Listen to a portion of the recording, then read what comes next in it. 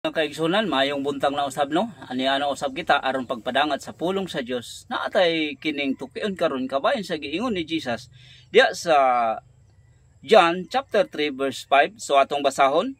Jesus mitubag, sultihan ko ikaw, walay makasulod sa gingharian sa Dios gawas kon mataw siya pinaagi sa tubig ug sa espiritu. Amen. So mao ni ang giingon ni Jesus din no, kinahanglan mataw sa tubig ug sa espiritu. Karon unsa ning tubig? Kung ibase nato sa Biblia, no? Kay ang uban, no? Pareaning pagbautismo. So, pinaagi sa pagbautismo diya sa dagat, diya sa tubig, so makaangkon na kuno kaluwasan. So mao ba ni ang tinuod nga kahulugan sa Biblia? Kini giingon ni Kristo, kinahanglan mataw sa tubig pag-usab aron kita maluwas, no? Kay bisan pa tingalig isa ka bulan o isa ka tuig ta ihumol sa mineral o unsa mang klase nga tubig na, sigurado dili gyud mausab kung unsa ang naa sa atong kasing-kasing, no? Bisa kung saon patag humol tingali, no? Wala gyud ni epekto sa ato ang kinabuhi kabahin sa ato ang kasing-kasing. Dili gyud kini makahinlo, no? Sa ato ang inner part sa ato ang kinabuhi. So unsa man ning tubig sumala sa Biblia, no? Kung atong basahon diya sa Isaiah chapter 55 verse 10 to 11, matod ba dinhi?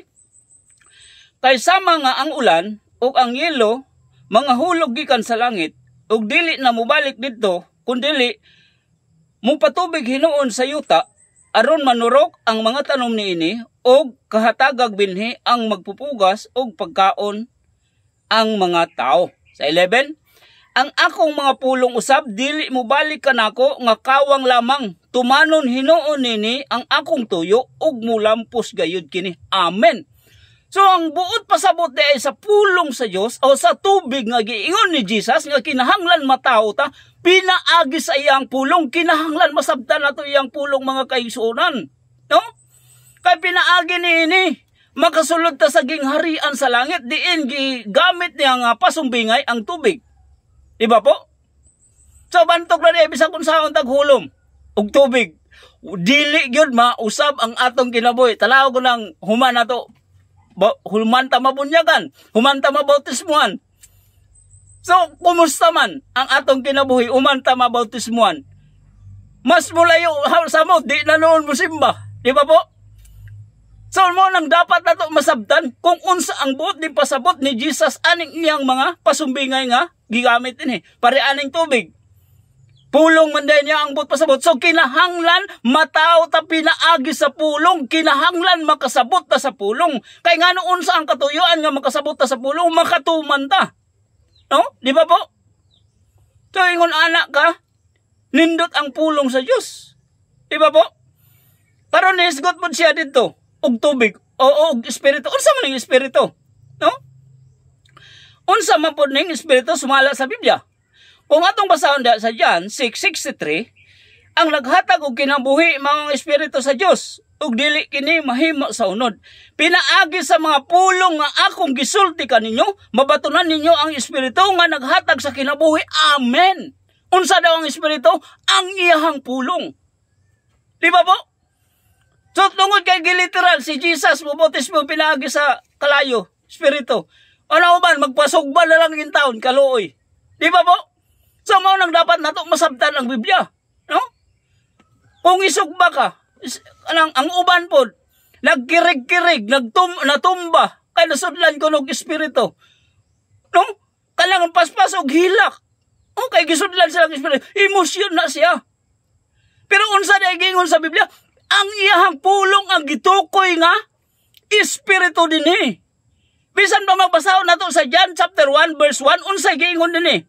Sa wala pay nabuhat bisan unsa, ang pulong diha na, ang pulong uban sa Dios ug ang pulong mao ang Dios. Amen. So dapat nato masabtan ang Biblia nga klaro, no? Dili kay chamba-chamba. No? Dili kay gikan sa komentary, gikan sa YouTube, gikan sa internet, atong sabton ng Biblia kay nagdagdag, nagbawas ta diha, patay ta diha. Kita mismo nga magtutudlo, mawad ang kaluwasan, asta ang naminaw sa tuwa. Mo nang careful ta mga kaigsunan. Kinahanglan tun-an nato ang Biblia gayud ug lahom, no? Wala ko moingon nga ang bautismo mali. Pero at dapat nato masabtan asa ni haom. No? Sa first coming, sa dihang first coming ni Jesus, si John the Baptist gitagaag katungod nga mo prepare sa way ni Jesus. Nganong man nagbunyag si John the Baptist para ma-reveal ang Mesiya. Para mailhan ang Mesiya. Kung kinsa ang Mesiya, mao nang nangunyag siya. Pero pagka human diin na reveal ang Mesiya, so dapat mo undang na si John the Baptist. Og bunyag. Kaya nga naman, naala si Jesus. Pero unsay naitabo? Nibulag siya kay Jesus. Nagtuman siya sa ang kaugalingon nga desire. So unsay naitabo? Wala siya nahiapil sa disciple. Di ba po? So kung atong masabdan ang history sa kinabuhi ni John the Baptist, betrayer siya sa atong Ginoong Hesus. No?